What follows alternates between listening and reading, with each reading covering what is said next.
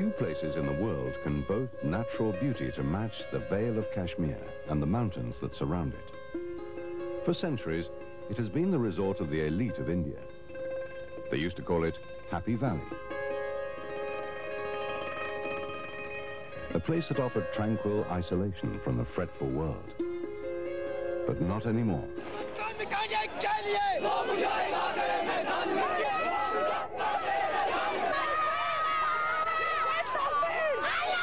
For more than 40 years, the peace of the mountains and valley has been shattered by warring factions fighting for the right to possess nature's prize.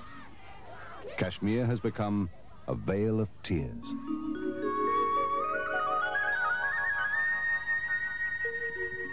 Nine-tenths of the region known as Kashmir consists of mountains, some of the highest mountains in the world. The Vale of Kashmir, nestling among the mountains at an altitude of 1,600 meters, is the bed of a huge prehistoric lake. Two large lakes, the Dal and the Wullah, remain dominant features of the landscape. 8 million people inhabit the region. Most of them live by farming the alluvial soil. Rice, the staple crop, grows during the rainy season and is harvested in September. Wheat and barley are the spring crops. Others include maize, millet and pulses, and the region is famous for its temperate fruit: apples, pears, peaches, cherries and strawberries. Nomads herd sheep and goats in the more barren mountainous areas. The goats provide the cashmere wool that has become famous all over the world. The local crafts reflect the varied cultural backgrounds that history has given to Kashmir. And the economy relies heavily on such crafts as handloom weaving of silk and wool, carpet weaving, wood carving and papier-mâché work. It is said of the Kashmiri craftsmen that they weave dreams with their fingers. Traditionally, the largest contributor to Kashmir's economy has been tourism. Islam is the dominant religion, embracing 2/3 of the population. Most of the remainder are Hindus, but there are also Sikhs and Buddhists. For the last century of the British rule in India, Jammu and Kashmir was a princely state in which a predominantly Muslim population was ruled by a Hindu dynasty. When the British left India in 1947, the territory they ruled directly was divided between Pakistan and India, while the princely states, among them Jammu and Kashmir, were given the option to accede to either India or Pakistan, or to remain independent. Hari Singh, the Maharaja of Jammu and Kashmir, delayed his decision, hoping that he would be able to set up an independent state. But within 2 months of partition, his territory was invaded by Muslim tribesmen from Pakistan, assisted by Pakistani forces. Their motive was to annex the state, which they believed ought to have been part of Pakistan. This belief was based on the two-nation theory, which made religion the basis of nationhood and which secular India had rejected long before the achievement of independence. The invasion by Pakistan was brutal, the atrocities many. Hari Singh signed an instrument of accession just in time to allow Indian troops to be flown in to prevent the state capital of Srinagar being captured by the invaders. India and Pakistan were at war over Kashmir for the first time, just 10 weeks after gaining their independence.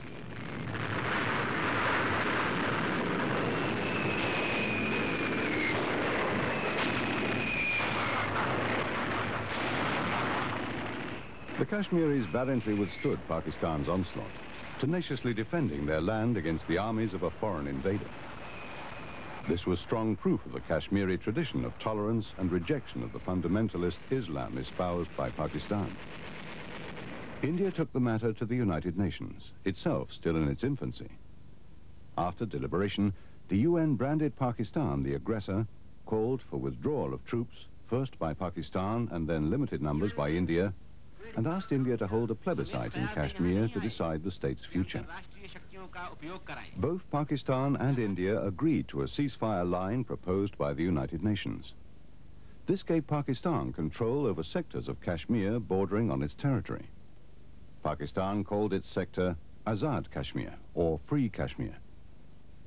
In 1962, China occupied a part of Kashmir that surrounded a road it had secretly built to connect Chinese territories in Xinjiang and Tibet.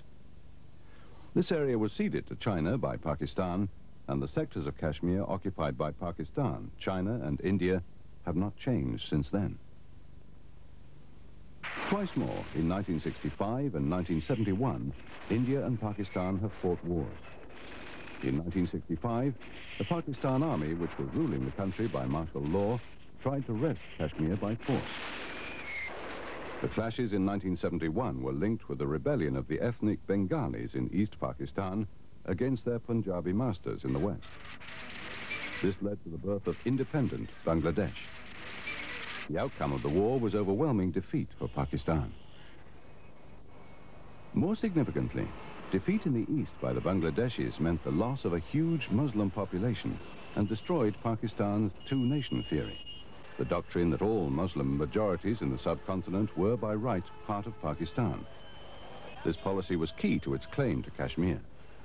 In 1972, the Prime Ministers of India and Pakistan, Indira Gandhi and Zulfikar Ali Bhutto, met in Shimla, the hill station that was the summer seat of government in British days. After days of bargaining, they signed what is known as the Shimla Accord. Under this, both sides agreed to respect the existing ceasefire line and to resolve their differences through bilateral discussions. It was also agreed that the two sides would create an environment conducive to good bilateral relations and would refrain from meddling in each other's affairs. Well, the Shimla Agreement provided for resolution of all mutual disputes by across-the-table talks. And what Pakistan is doing just now is taking people from Kashmir into Pakistan and giving them training in the use of weapons and sending them back with not just weapons which normally guerrillas use, but weapons with which they can take on the Indian Army, like anti-tank mines and rocket launchers and such other weapons which are used in major battles between two armies. I would simply state that with regard to the Kashmir issue, paragraph 6 of the Shimla Accord clearly states that the issue of Jammu and Kashmir remains to be decided and should be decided on the basis of bilateral contracts between the two heads of government in the context of the Kashmir situation. Today, we have offered talks. The talks have been rejected. The current approach of Pakistan is to take the issue to the United Nations. Successive governments in Islamabad have adhered to the claim that the accession of Kashmir to India was invalid and that India is in default by failing to hold a plebiscite, as it agreed to do more than 40 years ago. From the beginning, Pakistan has stood for the right of self-determination for the people of Kashmir. We have maintained this position, and we feel that this pledge has been given to the people of Kashmir by India, by Pakistan, and by the United Nations. And therefore, just as strongly as we did on the first day, today also we feel that it is for the people of Kashmir to decide their future. India points to Pakistan's failure to muster international support for referring the dispute to the UN. It argues that the UN resolution was quite clear: withdrawal of the invading Pakistan army, followed by a plebiscite. Since the first condition has never been met, the second has been invalidated. In any case, several elections have been held in the Indian part of Jammu and Kashmir. Plebiscite has been a dead-letter word for a long time now, because I don't believe that Pakistan is going to withdraw from the POK. And the Shimla Agreement and the fact that there has been a line of actual control which for all practical purposes has been accepted as a kind of a frontier, and the fact that Pakistan has already conceded a part of the occupied Kashmir to China.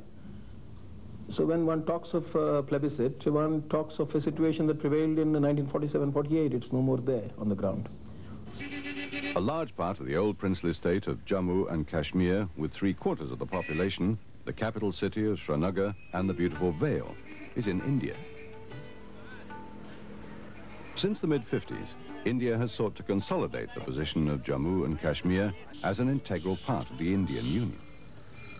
It has given Kashmir a special status in the Constitution of India. As in other Indian states, Kashmiris have on several occasions elected their own state government. To safeguard the Kashmiri identity and to prevent the state from being swamped by migrants from other states, non-Kashmiris were not allowed to purchase land in the state. Kashmir was put in a special category to receive economic assistance from the central government. India has invested heavily in Kashmir. For instance, Kashmir is the only Indian state that offers free education up to university level.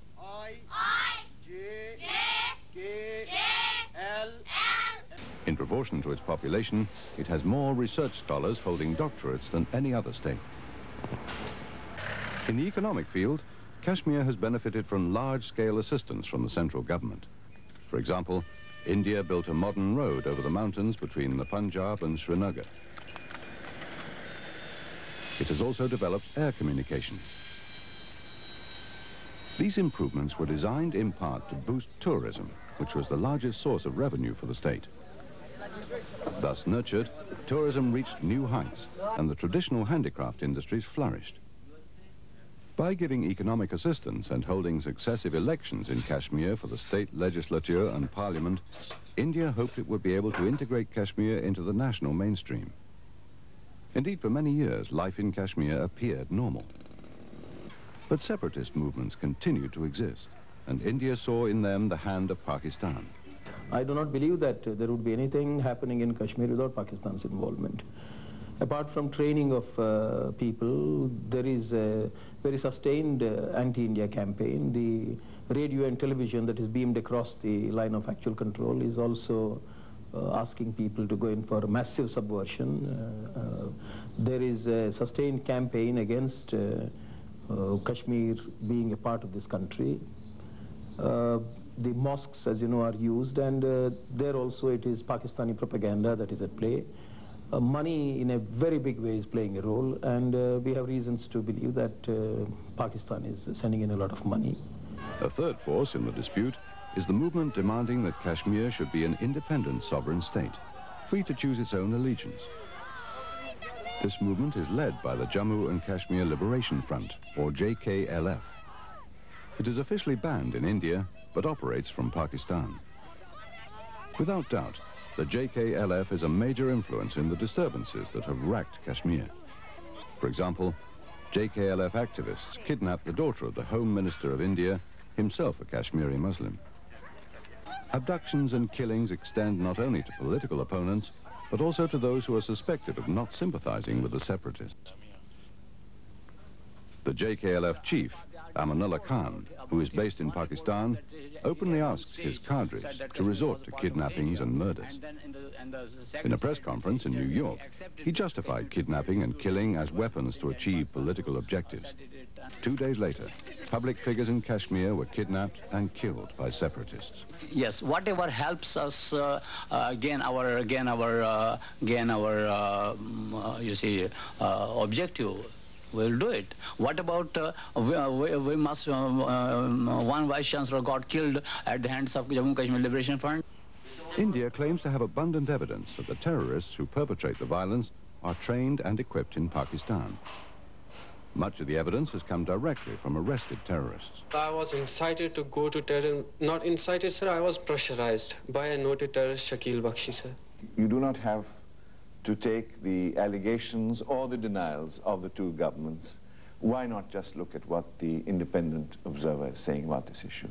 And he's saying that this is an indigenous uprising, that there is no evidence of connection from Pakistan, and then you can make up your own mind on the basis of this.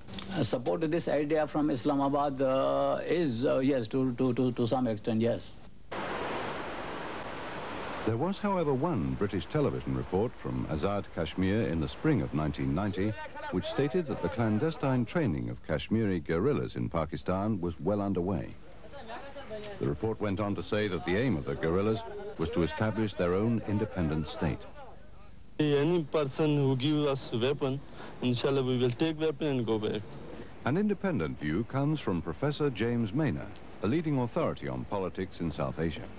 The Pakistanis clearly are assisting agitators, perhaps terrorists, operating in Kashmir against the Indian government, or elements of the Pakistani government are doing so. I think the main force that is doing so is the Inter-Services Intelligence Group, which is a military intelligence organization, which is not entirely under the control of the Prime Minister.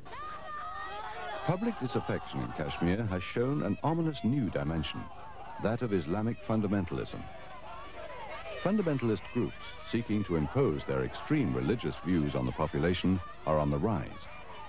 Cinema halls, video parlors and bars are being closed down. Women are forced to adopt purdah. Indians also say that the Mujahideen, the fundamentalist group in Afghanistan, who are not able to make much impact on the government in Kabul, have turned their attention to Kashmir and have had a hand in fomenting violence. Indians insist that the Muslims in Kashmir have full religious freedom. Their constitution, which is based on a secular society and freely elected governments, guarantees that freedom. The Kashmiri people, irrespective of their religion, are very conscious of what they call as the Kashmiri identity, Kashmiriyat as they call it. And in that, the Kashmiri Pandit and the Kashmiri Muslim are together. I do not believe that there is any Muslim question there. It's a pure matter where Pakistan is trying to fish in troubled waters. That's about all. There is another dimension to the problem. Kashmir suffers from a high rate of unemployment, and it is particularly high among the educated youth. This problem is prevalent in other Indian states, but ironically it is accentuated in Kashmir because of the availability of free education up to university level. And the frustrations of thousands of unemployed are aggravated by the belief that a small elite are feathering their own nests without regard to the plight of the mass of the population. Without doubt, there is a law and order problem in Kashmir. Early in 1990, the situation was so serious that the state was placed under governor's rule, and the governor dissolved the assembly. And I am convinced that if Pakistan were to withdraw at this moment and declare that it does not mean to support these subversives, if it stops giving training, if it asks those boys who have been taken into the POK area and then on to Pakistan to go back without any weapons, there is no Kashmir problem. Soon after Benazir Bhutto became Prime Minister of Pakistan, she and the then Prime Minister of India, Rajiv Gandhi, met in Islamabad, the capital of Pakistan, to discuss bilateral relations. They agreed that the Kashmir issue was the key to greater harmony between their countries and endorsed the undertakings of the Shimla Accord. This commitment won the support of many international leaders, including the chief of the Palestine Liberation Organization, Yasser Arafat. This is very important. And it had been solved with all during the last period of time, during the agreement, like Samella agreement, which worked along all this last period. Why not to follow up till we negotiating, talks, discussing this matter or any other matter? But there is a strong feeling in India that Benazir Bhutto's policies do not match those of the military and Islamic establishment of Pakistan, whom she is not strong enough politically to oppose. That view is shared by many observers in the West. Her civilian government is hemmed in by a powerful military presence both in the presidency of the country and in the army itself, which might intervene at any time. And she has to be very careful not to offend these groups too much by improving relations with India, for example. An improvement of relations with India would mean less military spending. It would mean the marginalization of the military, and that's something that they don't like. The most important foreign influence on the issue is that of the United States. Washington has encouraged and sustained Pakistan for decades to counter Soviet intervention in Afghanistan. But the situation in Afghanistan has changed dramatically. A sense of disaffection prevails in the towns of Kashmir. While there is little evidence that the Kashmiris would like to merge with Pakistan, the option of independence for Kashmir is ruled out by both India and Pakistan. The Indians regard the present discontent among the Kashmiris as the outcome of the inefficiency, nepotism and corruption that marked successive regimes in Jammu and Kashmir following the death of the immensely popular leader, Sheikh Abdullah. Indians believe that they can win the hearts of the Kashmiris once the law and order situation is brought under control. I mean, let's put it this way, that Kashmir is a part of India. There are the democratic processes in this country.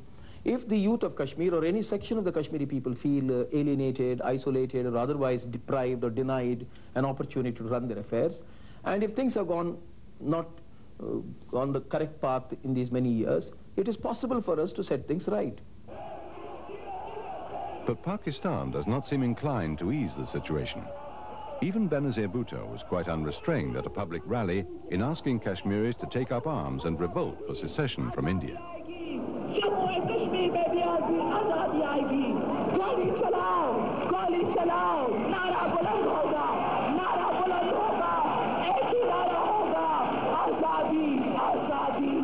Without doubt, the situation in Kashmir has soured relations between India and Pakistan.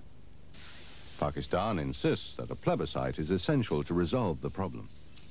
The Indians argue that the problem should be solved bilaterally, in accordance with the Shimla Accord. But as long as strident statements for open use of violence by the Pakistan government continue to be made, and Indians see in the disturbances in Kashmir a Pakistani hand, there is little chance of direct negotiations between the two countries. And I would still want reason to prevail, because ultimately the clash between India and Pakistan over Kashmir or over any other issue is 100,000 people laying down their lives, and I do not know how much of money going down the drain, and I just don't see why two of the poorest nations on earth should get into this kind of a fight. Doesn't make any sense to me. I think every intelligent person in both India and Pakistan realizes that we have to live in harmony with each other. Whatever outlook we may adopt, we have to live as good neighbors. We have to ensure that the resources and limited resources we have are used for the benefit of our people. For India, the dispute in Kashmir has serious strategic implications, and the stakes are very high.